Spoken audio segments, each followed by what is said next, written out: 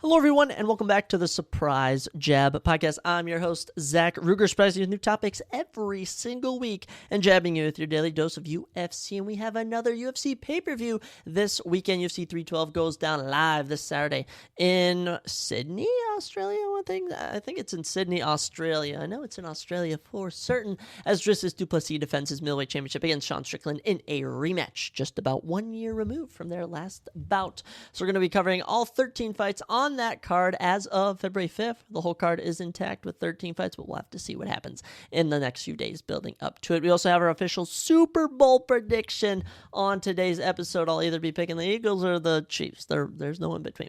So, do I go with Patrick Mahomes or do I go with Saquon Barkley? We'll have to see when we get to it. Also going to be doing our NHL Check-In. We're doing it a little different this season when it comes to the NBA and NHL. We're doing an NBA Check-In on one episode and NHL Check-In on another. In previous years, we had done them both on the same episode. New UFC fights have been announced. New things in pop culture. We have so many new things, guys. I've been so busy, being the marketing club president. I also am just a comedic head coach for my boys hockey team. I have meetings all the time. I have class. I'm a student. I got other stuff to do. I'm so busy. But you know what? I got to find time to record this podcast to bring you guys entertainment. That's what we're all about. So let's get right on into today's episode with some new UFC news. And I have no idea what is going on, but there are rumors circulating that Michael Chandler is going to take on Arman Tsarukyan at UFC 314 in Miami, Florida. That is the same card that we are rumored to be having Ilia Topuria versus Alexander Volkanovski too. If that is true, that is a massive, massive fight. I hope it is. Truly, I hope it is. That would be so intense. Arman versus Chandler. I don't understand how Chandler keeps getting high prolific fights after losing, but that's just how good Michael Chandler is. Also in the news, Jon Jones, as of February 5th, has tweeted that he has some big news coming tomorrow. I am recording this portion on February 5th, so everything that transpires on February 6th when this drops, I will not be aware of. So is he announcing his fight with Tom Aspinall? I am really hoping so. Or is he just announcing some random thing going on in his life? We'll have to see, but I do hope that he does fight Tom Aspinall and we get a fight announcement for it. And if he is announcing it, I mean, they don't announce out super far. So this would either be 315, 316, 317. So within the next 5 events, which would be pretty exciting. But we've had tons of new fights being announced. I don't even know where to begin. A couple of them a little bit lower level, but let's go through them. First one at heavyweight at UFC Vegas 105, going down April 5th at the UFC Apex, as Kennedy Nzechukwu is back in action as he takes on Martin Buday. Martin Buday, 14-2. He is 5-1 in the UFC. Hasn't fought since Shamil Gaziev beat him senseless in a 2-round TKO. As for Kennedy, he's gone 2-0 since moving up to heavyweight. Good stuff so far. He's beaten Chris Barnett, and he beat somebody else. Last time out, he knocked them out. Someone I just honestly can't put my name on. But nonetheless, Kennedy back in action. Excited to see it. And I predict he beats Martin Buday. I mean, he's looked good since moving to heavyweight. It feels like a natural weight class for him. Another one for you. This one, March 15th at UFC Vegas 104. Of course, at the Apex Arena. Featherweight action as Kevin Vallejos, 14-1, makes his UFC debut as he takes on the 10-fight UFC veteran Seung Woo Choi. Seung Woo Choi, 4-6 in the UFC. Holds wins over Yusuf Zalal and Julian Erosa. He's been pretty mediocre. He gets finished often. I'll probably be backing Kevin Vallejos in this one, but it's really hard to tell. He's coming off of the AOS Contender Series, but you never know how those guys perform once they actually get into the octagon. So we'll have to see, but should be an exciting fight. Here's one for you. UFC London going down in London, England, March 22nd. Lightweight action as Jordan Vukovic is back in action. The 13-3 fight veteran lost his UFC debut to Guram Kudladze. Okay, that's a tough son of a B. He takes on Chris Duncan. Chris is back in action. 3-1 in the UFC. Holds wins over Bellagio Key, Charlie Campbell, and Yanal Ashmovs. These are both two game fighters. I'm definitely backing Jordan, though. Dude, he is tattooed head to toe in tattoos. He's got tattoos up to his neck, in his ear, on his cheek. We'll see if he can use all that tattoo power to get a victory, which I think he can. Another one for you here. How about UFC Mexico in Mexico City, Mexico, March 29th of this year, as gifted Rafa Garcia, who's 4-4 in the UFC, coming off of a loss. I can't remember who Rafa lost to. Was it Chase Hooper? He lost to someone. Takes on Joaquim Silva. Joaquim back in action. He is probably most known for having a pretty, giving Arman Tsarukyan a run for his money, clipping him with a pretty good punch in the second round of their fight. I'm backing Rafa Garcia in this one, but this is a matchup between two fight veterans. I mean, a 31-year-old and a 36-year-old. Someone's reaching the end of their career. Only the winner will prevail. Here's one for that UFC Vegas 104 card on March 15th as well. Welterweight action as Eliseo Zaleski dos Santos is back in action. The 15-fight UFC veteran takes on Chidi Nchukani. Chidi's been less than impressive since moving to welterweight from middleweight, and especially taking on someone of Eliseo Zaleski dos Santos' caliber. I am not backing him personally to win this fight, but I do still think it will be entertaining nonetheless. I mean, it's tough.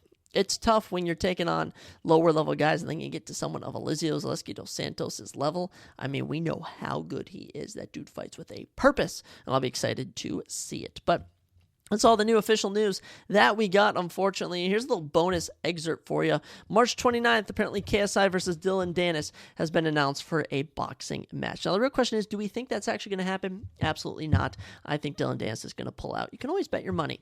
You can bet your money on two things, that is taxes and Dylan Dennis pulling out of a fight. So, those are all your new for UFC fight news. I think we're going to get some big announcements over the next couple days. I mean, John Jones making an announcement. We'll have to see.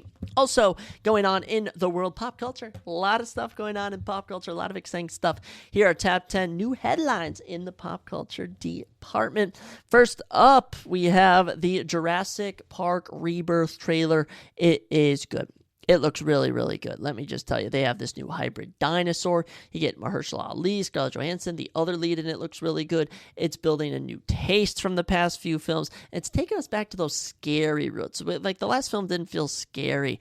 You could even argue that the last three haven't really felt scary, but this one is definitely going to be getting back to it. I'm excited to see them go back to this world. And the fact that it isn't necessarily, they're not like remaking it, but they're extending the franchise. I'm excited to see where they go with it, and I've pretty good faith in the movie. But I mean, wow, just the trailer looks very exciting, looks very intense, and the CGI is looking on point.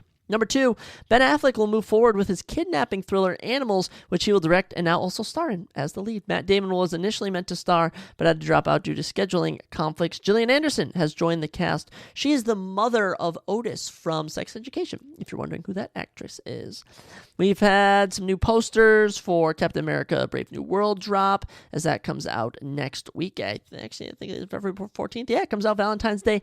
I have no interest in it. You know, Lexi does, but I just don't. There's just no real excitement. Like, this movie doesn't get me excited about anything. I don't know. I'm waiting for some big blockbuster film like Fantastic Four. That's something that I'm looking forward to. Number 4, the first 3 episodes of Invincible Season 3 have released tomorrow. Very interesting. Invincible Season 3 has a 100% on Rotten Tomatoes as of right now, and I am intrigued. I'm definitely going to check this out as one of my favorite animated shows. And by the way, I don't have any animated shows besides this one. This one is really good. You just have to trust me. They have some new villains. We have some new heroes. We have a new suit for Invincible. This is going to be damn good. And I mean, come on. 3 seasons in, 4 years? I mean, they really need to step up the game, but thankfully we haven't had to wait too long to see Season 3. Number 5, first look at The Rivals of Amzia King, starring Matthew McConaughey in his first lead role in years. Wow. The crime thriller follows a man who oversees the premier honey-making operation in town, but everything he has built is soon threatened. Well, it's Matthew McConaughey kicking butt. That's all you need to know, which I'm sure could be pretty entertaining. I mean, it's Matthew McConaughey. Who doesn't love a little Matthew McConaughey? I don't know. It's not striking me as a theater film, but certainly something that I would give some thought process to. Number 6, first teaser for the new Smurfs movie starring Rihanna as Smurfette. The trailer will release tomorrow. Yeah, gonna be honest, I have no interest in that, but the old Smurf movies I really liked when they blended the CGI with the real stuff. I'm in. Number 7, Baby Reindeer creator and star Richard Gadd has begun filming his new HBO show Half Man. The series follows the relationship between a pair of estranged brothers over the span of 40 years. This is the same guy that directed and starred in a movie about his own life, Baby Reindeer. This dude is a freak. That's all you need to know. This dude's been through a lot in his life, but this dude is a kinky freak. I don't know if he's gay, if he's transsexual. He's something. I'll be curious to see how his show does once it releases. Harrison Ford says he is still happy he made Indiana Jones and the Dial of Destiny despite it being a box office fail. He says, stuff happens. I was really the one who felt there was another story to tell. It's okay. It's okay. I've never seen one of your movies, but I trust that it was good. I truly trust that it was good. Well, I have no idea. I have nothing to say. I've heard the video game was good. I'm not going to play the video game, but I've heard the video game was good. I've heard nothing but positive reviews about all of this stuff. Number 9, a bunch of stuff about Jurassic World. We have a new show for a live-action Gundam movie. And I think Gundam is an anime? Maybe? I don't know, but it shows someone shooting through the earth. It looks like they're on fire. That has to have some form of meaning. It doesn't to me, but hey, that's just me. And number 10, the final new headline in pop culture. And I don't know what to talk about here. I mean, the Fantastic Four trailer did drop, and it looks fantastic. Truly, it looks fantastic. This is definitely a movie I would want to see in theaters. Galactus looks like an intimidating villain. We have these new characters that we're going to be introduced to, and we're going to be learning about their backstory, which I don't know if this is the backstory for them. It's almost like they just gained their powers, which is why I think it's called First Steps, but I don't know. The direction is unclear at the moment. I know some people are upset with some of the designs right now, but I'm not too bothered. I'm not too bothered by anything at the moment. I am very confident. I'm going to be optimistic because I'm an optimistic person. And I think if you're an optimistic person, you can get through life just about peachy clean. I don't know, whatever words you want to use. Those are your top 10 new headlines in pop culture. I'll tell you what other headlines are going on, and that is the NHL world. That is right. The NHL world, of all places, is also going on. So let's take a look at the standings and discuss what is happening. Kicking us off in the Eastern Conference, your best team is the Capitals with 77 points, a 35-11-7 record. They've been on fire. 7-1-2 over the last 10. They're the top dogs. No one else in the East is in the 70-point category. In second, you do have the Hurricanes, 32-18-4. They have 68 points. They are on a 2-game losing streak, though, so unfortunate for them. At 67, you do have the Florida Panthers, 32-20-3. They're coming off of a loss. Some other interesting ones, the Red Wings are on a 7-game winning streak, despite having a negative 8-point differential there. At 61 points now, they've been turning their season around. The Sabres, who are the worst team in the Atlantic Division, 22-26-5, they're on a 4-game winning streak. And after being 2-8 over the last 10, they're now 6-4, so good for them. In the Metropolitan Division, Flyers 23-25-7. They are only at 53 points on the year and are on a 4-game losing streak. Devils, they're at 66 points. Blue Jackets at 59. The season rages on, but you're already at a point where teams are at 55, 56, 54 games played. You're reaching that final 30-game stretch. You actually are in it. So we're going to see who's going to pull away and who's going to kind of fade back.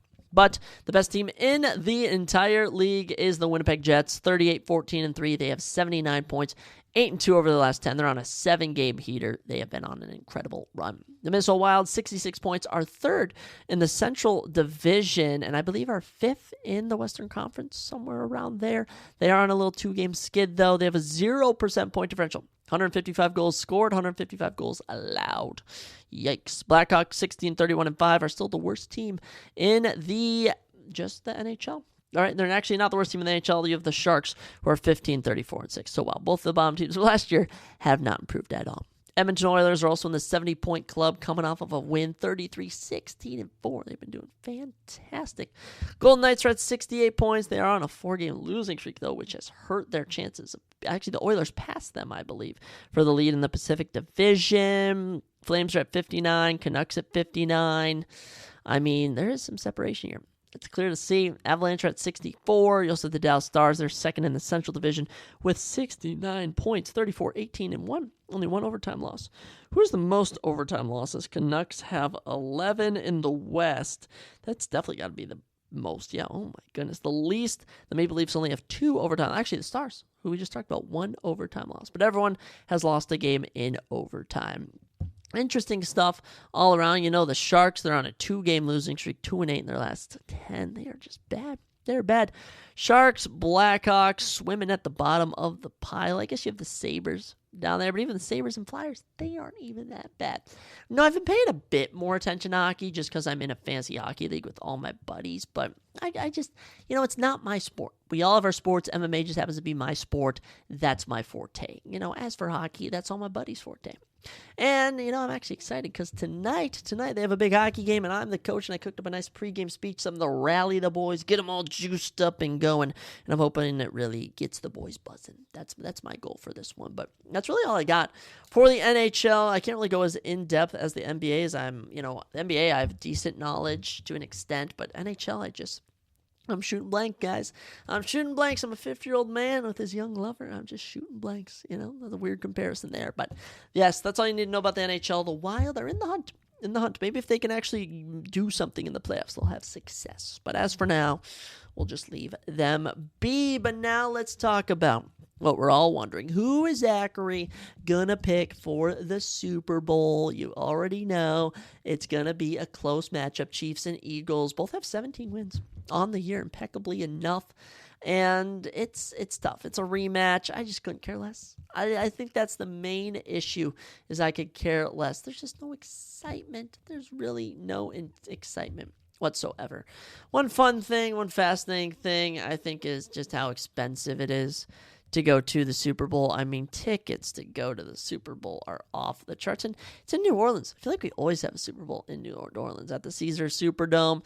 Coming up this upcoming Sunday, I mean, pretty much everything is going for $1,000. I mean, we're in the nosebleeds. Like the very back of the stadium, $3,000.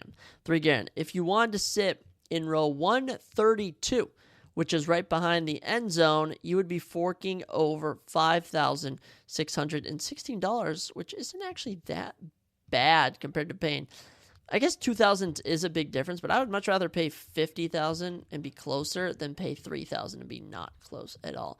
And all the suites go for super high amounts, but the Super Bowl is just one big, I don't know, it's just not what it used to be. You know, it doesn't even feel about football. It's about ads and the performance. We got Kendrick Lamar at the halftime. I'm not a Kendrick guy. I'm not a Kendrick Lamar guy. That's just not me. I also have SZA there. I think my girlfriend likes SZA. Lexi definitely does. I wonder what other special guests will bring up. They always do weird symbolism, too. You know, me and Ryan were talking about this. They're always doing weird hand symbols and stuff. I'm always a bit construed. But nonetheless, let's just do our prediction. We don't need to pussyfoot around it, as the old saying goes. But I'm going to go with the Chiefs. Okay, I'm going to go with the Chiefs. I'm rooting for the Eagles, but I mean, the Chiefs are inevitable. The Chiefs, it doesn't feel like the Eagles are the team. Like, we're going to reference WrestleMania 40 when Cody Rhodes was the guy to bring down Roman Reigns. Okay, this is not that situation. The Eagles are just not the team to defeat the Chiefs and end their reign of terror. I just don't see it happening, especially the league wants them to win. There's just something about the Chiefs. And, I mean, they're the favorites as of right now. I think the Eagles are at plus 240 right now or something. I don't know, but they're actually plus 175. Well, I'll have to see. But, I mean, final score prediction, I'll say 34-30. Chiefs get it done. We see a final game-winning drive fall short for our what were they called? Philadelphia Eagles. Mind blanking on them. It's just, I just couldn't care. I could care less. I'm printing some bingo cards, which is going to be fun. Other than that, I'm just going to enjoy being with my friends. We're going to have a little potluck, have a good time. I'm going to have more fun with my friends watching the game than actually watching the game. I remember last year, you know, it was an entertaining game, and despite coming down to overtime, the final play of the game, it just didn't feel that special. I think it's just because we don't have a Cinderella team. And I don't even know if I would have felt this different had it been Bills and Eagles, maybe, but Commanders, Chiefs, I don't know. But we need some form of change, and I just don't see them delivering that. I see Saquon Barkley having a big game. I see Jalen Hurts having a big game, but similar to the last time they faced, I think it's going to come down to a final Chiefs picking the ball off, and they're going to be coming home victorious. I mean, you have to get past both these defenses. These are two tough defenses. But the Chiefs are just experienced, and I think the Chiefs just have everyone's number that they've played, and it won't end here. So we're going to be rooting for the Eagles, which is weird because I'm not actually like a massive Eagles fan. I will say Jalen Hurts and Saquon Barkley I absolutely adore. Now, as for the Chiefs, there's no real player that I love. Maybe Rashee Rice when he's healthy. As for this, I don't think he's back. So there's no one to really root for. Just Taylor Swift I'm sick of. It's just silly. It's just silly. So we're going with the Chiefs over the Eagles, 34-30, just from a casual prediction, and we're going to root for the Eagles. Maybe the Eagles will get done, maybe they won't. Does it affect my life? That's the question. No, it doesn't. So that's all we got for that. I mean, there's really nothing much to really dive into. We can look at the stats, the history of the game. That's not really interesting. It's the Chiefs and the Eagles, for goodness sakes. It's the Chiefs and the Eagles. I just cannot stand either of them. So with that, let's get into the bulk of today's episode, which is our UFC 312 predictions. And we're sitting at 26-14 on the year, which isn't too bad through 3 events. That 14 is just kind of bugging me, but I'm plus 12. And plus 12, and we've gotten 3 on an event, we've gone 4, and then we went, I think, 6 or 8 on another event. But I'm excited for this one. There's a lot of close fights, A lot of these are 50-50. Is this a pay-per-view quality event? I would say no. I would say definitely not. I mean, truly the only fight worth paying for is Dricus du Plessis and Sean Strickland, and even that is not worth the whole entire $80. So we're going to pass on paying for this pay-per-view. I'll just check Twitter to see the highlights of it, but we still got to give our predictions nonetheless. Let's get right on into it. Kicking off the card, we head to the men's flyweight division as Hyung Sung Park, Peace of Mind, Hyung Sung Peace of Mind Park, takes on, oh man, he's back, the Art of Knockout, Naim Jergal Tumendemberel. I actually think I said his name pretty good. So, Naim Jergal Tumendemberel. I actually think I didn't butcher his name. So, I'm good for me, Naim Jergal. I actually said your name correctly this time. Hyung Sung Park coming in this one 9-0 undefeated. He is the minus 280 favorite. The 8-1 Naim Jergal is plus 225, the underdog. 5'7" for both of these fighters and a notable 5 inches in reach for Naim Jergal. 71 inches to 66, an orthodox stance for both of these gentlemen. Kicking us off, Hyung Sung Park, 29 years old, from Gyeonggi-do, South Korea. I actually think I recognize that from, Squid Games. I think that's one of the cities where they find the people, which is pretty fascinating. Of his 9 wins, 4 knockouts, 4 subs, 8 of 9 victories by finish. We love to see that.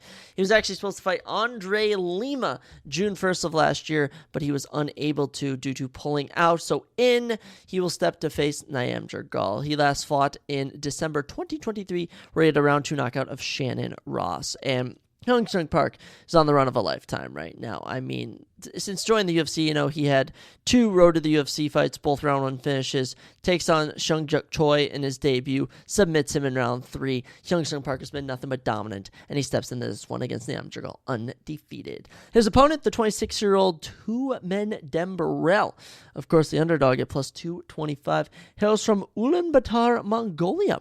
Of his 8 wins, 7 finishes, 2 knockouts, and 5 subs. And coincidentally, he was also supposed to fight Andre Lima on that card. Is that not weird? What a weird coincidence. They both stepped in on short notice, and neither of them ended up fighting their opponent. Is that not kind of weird? I don't know. I find it. Naim Jergal was on the road to the UFC in 2023, fought in November 2024 against Carlos Hernandez in Macau, and lost a 3-round split decision. He landed a knockdown, but he couldn't survive the takedown. This has been a very interesting one. And one thing I do want to note is that all of the odds for all these fights are super, super close. Along those same lines, O's have been dropping left and right. I mean, think about Umar's lost, Shara's lost. You've had Clayton Carpenter lose. You've had a multitude of undefeated fighters lose this year. And this would be a great opportunity for Hyung Sung Park to suffer a defeat. But I do think he gets past Naim Jergal, and I think he gets a finish. We're going to go Hyung Sung Park by round 2 knockout, just to make it spicy, just to make it good. We got to ride with Hyung Sung Park. Keeping the action going, we go to the men's lightweight division as the debuting Kjolin Sakild, I cannot wait till Bruce Buffer says it, so I'll actually know how to say it, takes on Anshul, King of Lions, Jubilee. Kjolin, 7-1, Anshul, 7-1 as well. Both men are 6 foot. 6 inches in reach, though, for Kjolin Skakad, 75 to 69. Orthodox stance for Kjolin. I think it's Kjolin. Okay, I think it's Kjolin.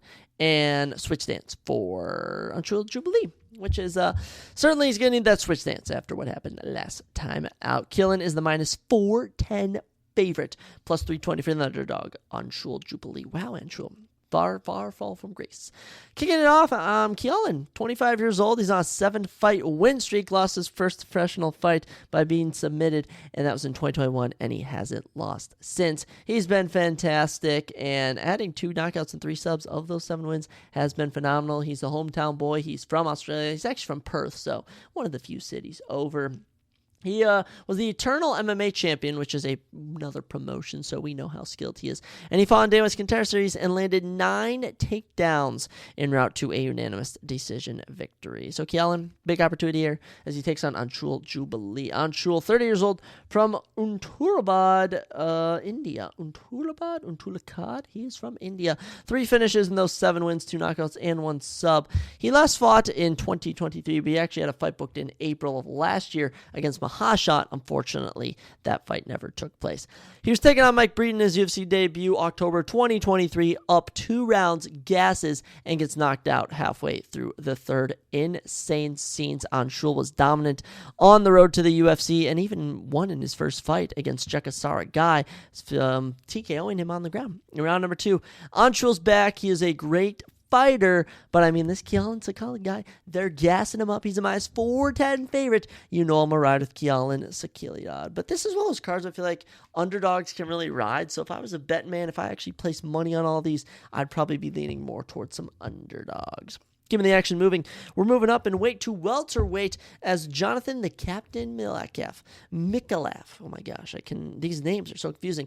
Takes on Kevin Air Jusset. Kevin Air Jusset back in action. Jonathan 7-1, Kevin 10-3. 6'2" to 6 foot gives Kevin 2 inches in height, but Jonathan has the reach 77 to 75. Southpaw for Mikalev, orthodox for Kevin Jusset. Very interesting in this one. Let's start with Kevin. You know, he's looking for a bounce back win. Kevin is looking for a bounce-back win. He's coming in as the favorite, minus 240. 31 years old, born in France, but now lives and trains in Auckland, New Zealand. With those 10 wins, half of them by finish, 4 knockouts, and 1 sub. Of his 3 losses, he has been finished twice, both by knockout. Last time out, he fought in September. Brian Battle manhandled him, TKOing him in round number 2. But before that, I mean, submitted Kiefer Crosby in round 1 his UFC debut, then beat Song Kenan to end out 2023. So, I mean, he only had 1 fight. It was against a tough opponent. I think Kevin Jusset is a game fighter, and we'll see if he can bounce back against the underdog, the plus 200, Jonathan Mikalev, the captain. The captain, Jonathan Mikalev, 25 years old from Werribee, Australia. 2-fight win streak for the 7-1 professional fighter with 5 finishes, 2 knockouts, and 3 subs. His 1 loss, he was knocked out in. But I mean, he had a round 1 submission on Day 1's Contender Series against Mohamed Ado. Lasted 3 minutes and was able to land the triangle choke. That's all I needed to see. This is where we go for an underdog, as I'm picking Jonathan Mikalev. I gotta. There are going to be some underdogs on this card, and I gotta capitalize when I see them. It's going to be one of these 2 fights, and I think it kicks off with Jonathan Mikalev. I just think his grappling skills is what's going to get the better of Kevin. I think Kevin's confidence was truly rattled in that last fight out when he got finished by Brian Battle. I think that'll lead to a bit of a lackluster performance from him, but hey, I don't want to say anything. He'll probably prove me wrong.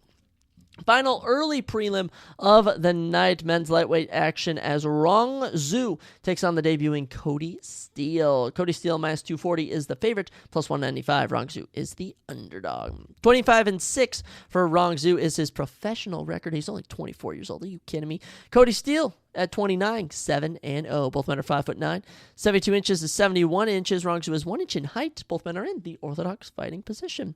Cody Steele, you know, he's a notable guy if you watched the last season of Day 1's Contender Series. The 29-year-old, born in Washington but now lives and trains in Las Vegas, has 5 finishes in his 7 wins, 4 knockouts, and 1 sub. And interestingly enough, he was supposed to fight September 24th on Day 1's Contender Series, and his opponent got I don't even know what to call it, stage fright. He panicked. His opponent panicked and just wouldn't fight. So they were able to rebook him.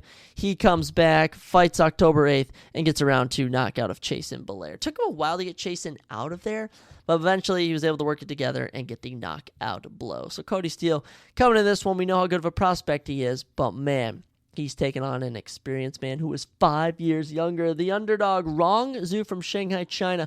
21 finishes in 25 wins, 14 knockouts, 7 subs.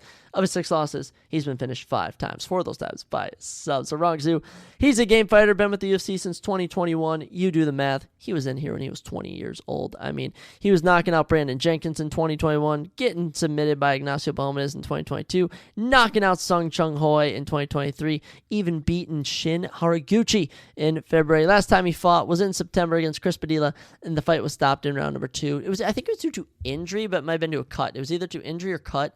My money's actually on a cut Rong Zhu suffered, but we'll have to see. This is a clear underdog pick right here. I mean, Rong Zhu, you're going to look at Cody Steele, 7-0. He's got the finishes. Rong Zhu is 24 years old and has had over 30 professional fights. He has over quadruple the amount of experience Cody Steele has, and I think Rong Zhu is going to put that to the test. I think he's going to actually get a finish in this one, a submission in round number 2. Book it, take it to the bank. Rong Zhu all day. That is my prediction. Keeping our regular prelims afloat, we head to the men's bantamweight division as one of the greatest fighters of all time. That's right, I'm proclaiming him. Ilia Topuria has his younger brother, the El Conquistador, opposite of the El Matador, the El Conquistador, Alexander Topuria, making his UFC debut. He takes on Colby Slickness Thicknees, who's stepping in on short notice to take on Topuria. Topuria, minus 410. I mean, that favorite comes with being not only 5-1 with 5 finishes, but also being the younger brother of the current featherweight champion, Ilia Topuria. Colby stepping down short notice for Cody Haddon, who had to pull out plus 320. Not too surprised. Topuria, 29 years old from Georgia. But now, of course, we know they all live in Spain. That's what the Topuras do. 3 knockouts and 2 subs make up those 5 wins. He's on a 3-fight winning streak. You know, his one loss was a TKO, but he has since bounced back since that took place. His opponent, Colby Thicknees, 7-0, making his UFC debut, 25 years old from New South Wales, Australia. Of those 7 wins, 4 finishes, 2 knockouts, and 2 subs. And he actually won a Hex Fight series belt. Hex Fight Series, another promotion, and he was the champion in that. So now he gets a shot. He gets to prove himself, but I mean, this is like watching, if every time Muhammad Usman fight, that was the example I was looking for, we're going to pick the younger brother of Kamaru Usman, and similarly to Ilia Topuria, we got to go with his younger brother. I mean, come on. 5 wins, 5 finishes, making his debut. This will be sink or swim. Okay, he's taking on someone in Colby Thicknees who is a game opponent, but is also not a known opponent. He's not a popular opponent. If he can easily get through him, there will be big names in Alexander Topuria's future. He's a minus 410 favorite for a reason, and I believe he picks up the victory. Keeping us moving, we get our first women's matchup of the evening, first of 2, as we head to the women's flyweight division, and she's back, ladies and gentlemen. Dreaded run from it. Wang Kong was inevitable. That is right. Wang Kong back in action in this one. Love to see it. Love to see it. Wang Kong, the Joker, minus 440 is back. I mean, she was minus 900 last fight, and she got finished. Insane. She takes on Bruna Brazil. Bruna Brazil, 10-4-1. She's coming in this one as a plus 340 underdog. Both women are 5'6", 66 inches, 65. Gives Wang 1 inch in reach in southpaw stance squared orthodox. Wang Kong fights with that left hand forward. The 32-year-old is from Shanghai, China. Her and Rong Zhu, both from Shanghai. 2 knockouts and 2 subs make up her 6 professional victories. And like I said, she was undefeated, and then she was shockingly finished by Gabriela Fernandez. I honestly think Gabriela took her completely by storm. I think everyone overestimated her abilities. And Wang Kong, man, tough luck. But she's back. Already making a quick little turnaround since November. You love to see it 4 months later. And honestly, I like her odds in this one. But at the same time, they aren't the easiest of odds. So as much as I like her odds, it's not going to be easy going as she takes on Bruna Brazil, 31 years old. The plus 340 underdog is from Piranha, Brazil. Of her 10 wins, 3 knockouts, 2 submissions. Of her 4 losses, she's been submitted 3 times. She's gone win-loss the last 2 years, including losses to Denise Gomez, wins over Shauna Bannon, lost to Lumen Lukbumi, and most recently in July, beat Molly McCann in front of her home nation of England. So Bruna coming in with some momentum. She actually trains at the Fighting Nerds occasionally with Kyle Barallo, Gene Silva, Carlos Prates, all those dogs. Mauricio Ruffy, another shout out. So this will be a tough matchup here, but I gotta go with Wang Kong. I truly believe it was a slip-up. And if her boy Rong Zhu is going to win, we got to ride with Wang Kong. Bruna, she is the type of fighter to beat Molly McCann and then go around and lose to Wang Kong the next fight. That's just the type of fighter she is.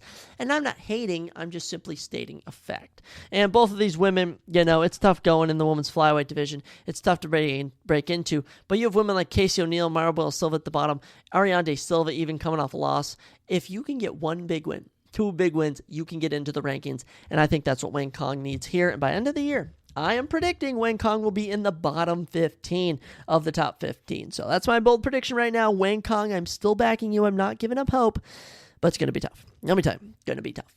Second to last prelim, we're back in the men's lightweight division as the plus 115 underdog Tom Big Train Nolan is back in action against Slavikos Vyacheslav Borshev, who comes in this one at minus 135. The odds makers have this one even Steven. Tom Nolan 8-1, Vyacheslav 8-4-1. Actually thought he had one more loss. 6'3" to 5'11" gives Tom 4 inches in height. He also has 4 inches in reach. 73 to 69. He fights southpaw Vyacheslav orthodox. This is going to be a striker's delight. Let me tell you that. Tom Nolan coming in this one, 24 years old from Brisbane, Australia. 5 knockouts in those 8 professional victories.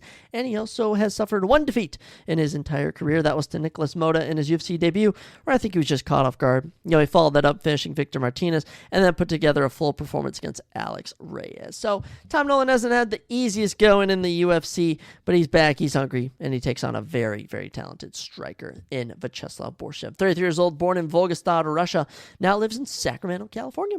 Of those 8 wins, make it 6 knockouts. Vyacheslav has just had a tough go. I can't lie. He has just been facing tough opponent after tough opponent. I mean, debuts with a knockout over Chris Duncan on the NHA Series with a round 1 knockout to Cole Bush, then gets out-grappled by Mark Takise, then gets out-grappled by Mike Davis. In 2 UFC fights, taken down a combined 20 times. Follows it up with a performance of the night knockout of Mahashat. Delivers a fight of the night. I mean, one of the better fights of 2023 against Nazim Sadykhov in a draw. Takes on Chase Hooper, but Chase Hooper's in his prime right now. Gets demolished. Then most recently fought in August and won a split decision over James Lontop, who he barely outstruck 96 it was to 93, I believe, using my memory. But as for this one, if it's straight striking, I'm going to be honest, I'm back in Vyacheslav. There's some about him, and I know Tom, he's from Brisbane. He's got the hometown crowd. He's got the nation behind him. But Vyacheslav Borshev, I think, is still good. Now, is this my last chance at picking him? Yes. I've been giving Vyacheslav credit since his debut, but I truly believe he is talented.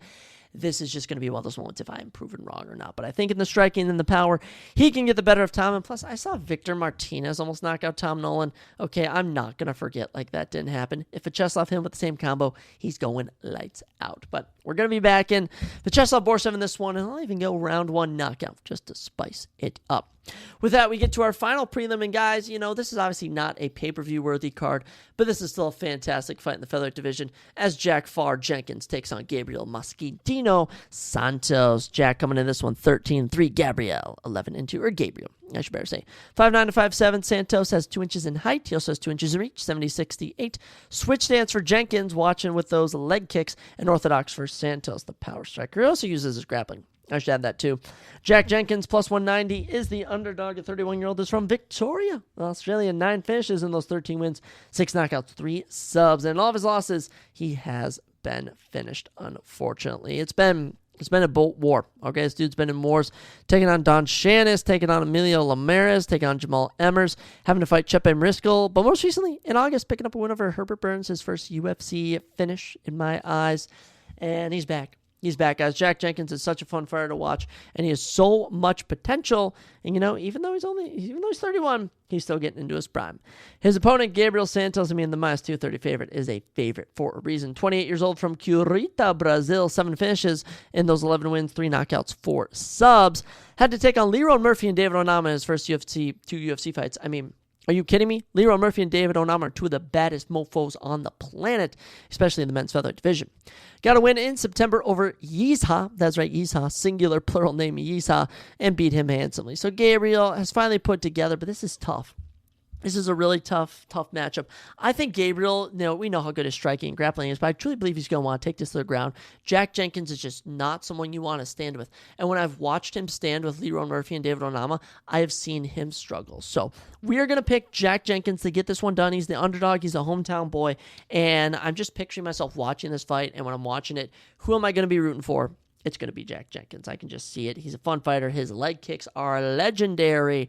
I'm excited to see this fight on the prelims, which honestly could be on the main card. Because as we get into the main card, folks, it's nothing special. It's nothing special, but it's better than nothing. We got to find the positive. Welterweight action gets us going as Jake the Celtic Kick Matthews is finally back in action as he takes on the dangerous Argentinian Francisco Parado. Jake Matthews, 20-7. Francisco, 12-2. 5'11" to 5'10". Jake's got 1 inch in height. He also has 4 inches in reach, 73-69. Orthodox stance for both of these young gentlemen. Francisco is plus 180 as the underdog. Jake Matthews is the favorite at -220. Jake, you know his case, man. It's crazy he's only 30. Crazy he's only 30, and he's been fighting in the UFC for 11 years. This dude debuted when he was 20. okay? This dude is just so seasoned. 30 years old from Melbourne, Australia, 13 finishes in those 20 wins, and it's been pretty good. 5 knockouts, 8 subs. Of his 7 losses, he's been finished 4 times, once by knockout, 3 by submission. And just listen to some of these guys he's had to take on already. James Vick, Kevin Lee, Li Jing Liang, Anthony Rocco Martin, Diego Sanchez, Sean Brady, Andre Fiallo, Matthew Semmelsberger, Michael Morales, which was his last defeat. And most recently, he beat Phil Rowe by unanimous decision June 1st of 2024. Jake Matthews, we know how good he is.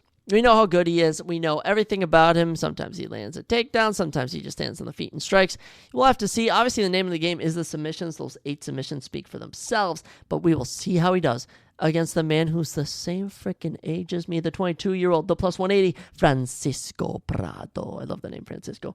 Born in Argentina, but now he lives in Miami. Ooh, he's getting it on. 6 knockouts, 6 subs, make up his 12 wins, giving him a 100% finish rate.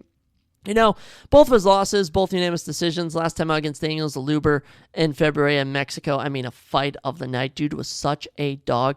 Does have a round 1 finish of Ottoman as here in the UFC.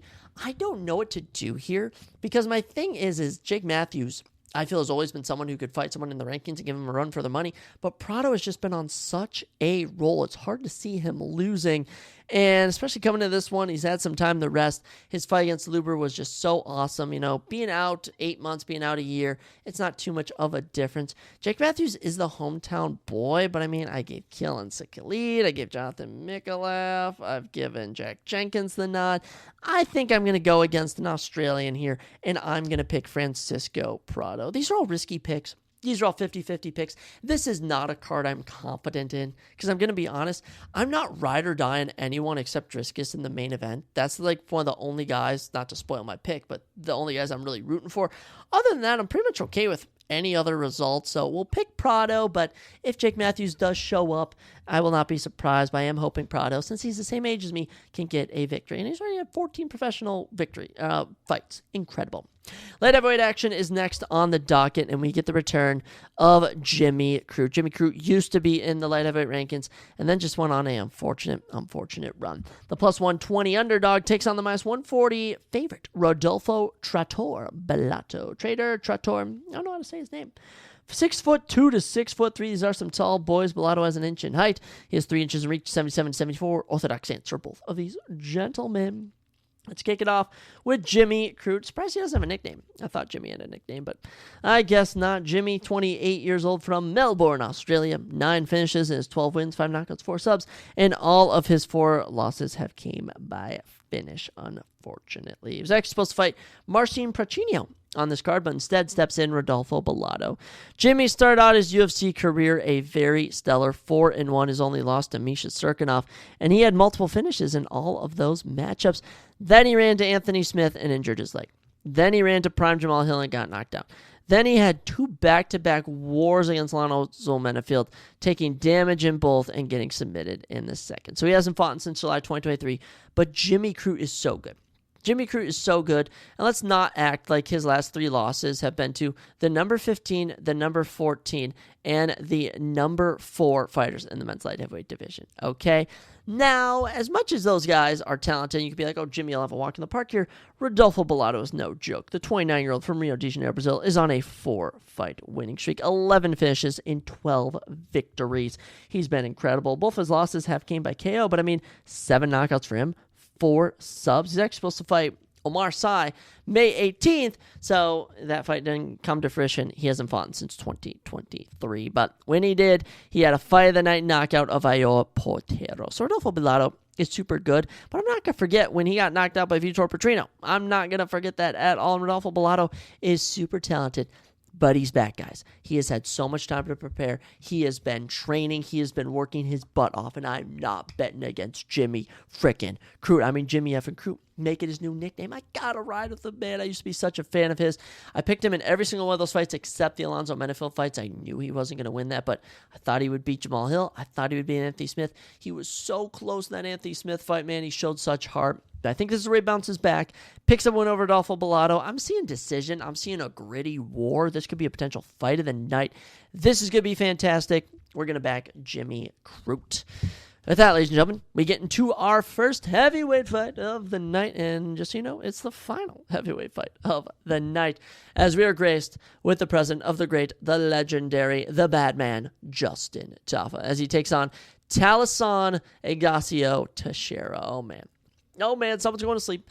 Someone's going to sleep. I know I said someone's going to sleep in Sergey Pavlovich or Zeno Rozenstruik. Someone's actually going to sleep here. Talisson, minus 155. Justin Tafa, plus 130. The odds are super, super close. 7-4 with 1-0 contest for Tafa. 7-0 undefeated for Talisson Teixeira. 6'7" to 6 foot for Talisson Teixeira with a 9-inch reach. 83-74. He's got so much size on him. It's actually insane. Talisson, 25 years old, from Sao Paulo, Brazil. 6 knockouts and 1 sub in his 7 victories. 100% finish rate. He was actually supposed to fight Lucas Brzeziak in December, but unfortunately that fight never came to fruition.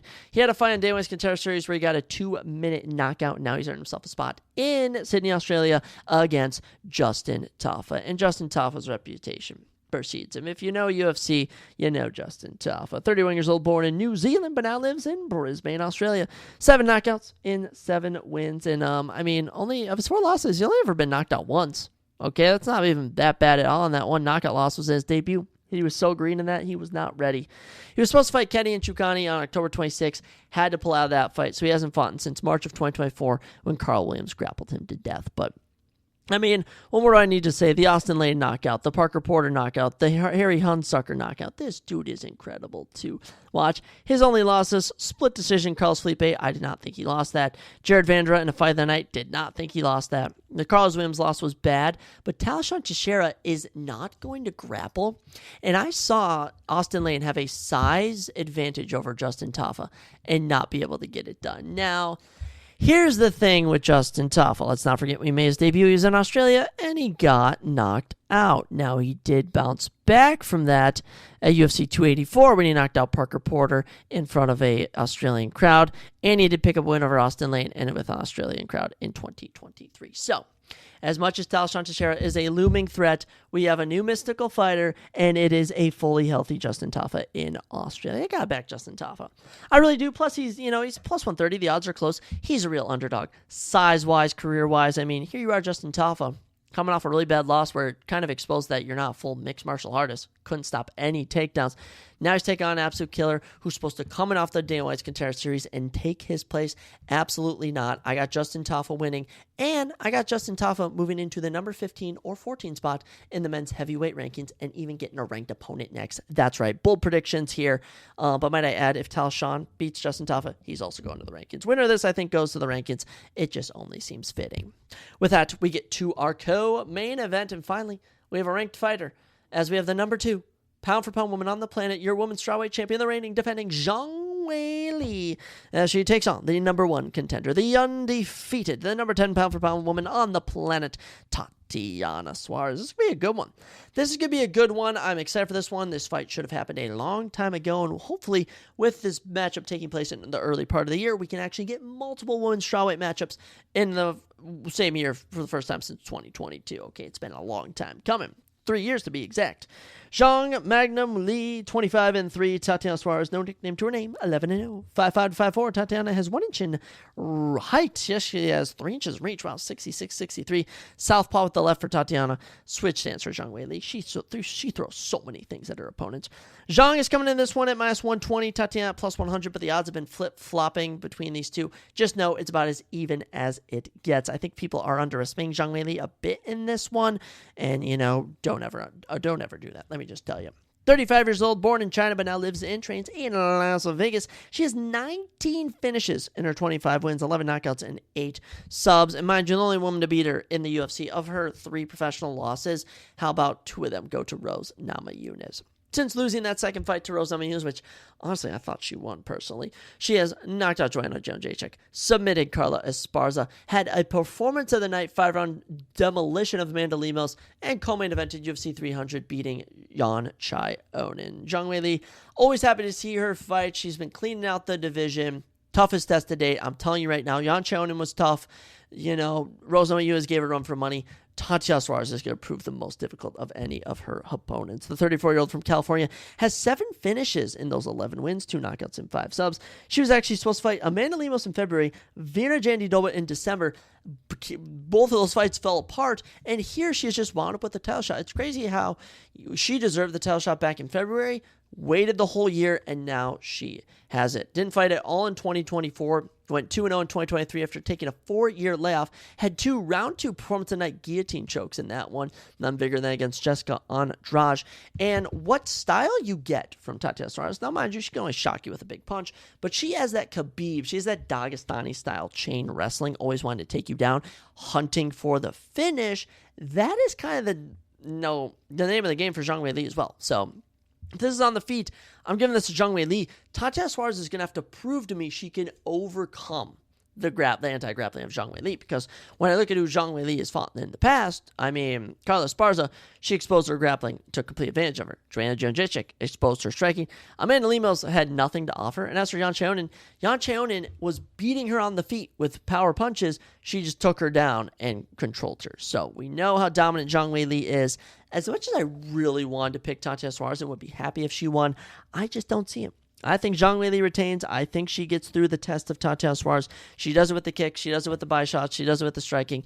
And if she can defend the takedowns, I think she's going to have a successful night. Plus, I mean, we're kicking off the year. Islam and Merab said, no go. We're not giving up our belts. Honestly, I think it's going to be a while before we get a title change in 2025, which leads us into our next matchup. So we picked Zhang Weili, but now we get the rematch, which no one really asked for a rematch. We're going to be honest. We don't really ask for this. I'm just going to be real with you. But the number 1 contender in the middleweight division, Sean Strickland, number 14 pound-for-pound fighter, takes on the number 7 pound-for-pound fighter, your men's middleweight reigning defending champion. We can finally say that. He got title defense. That is the man, Dricus Du Plessis. Dricus Du Plessis still knocks. That's his nickname, and he's still knocking on the door of trying to become the greatest middleweight of all time.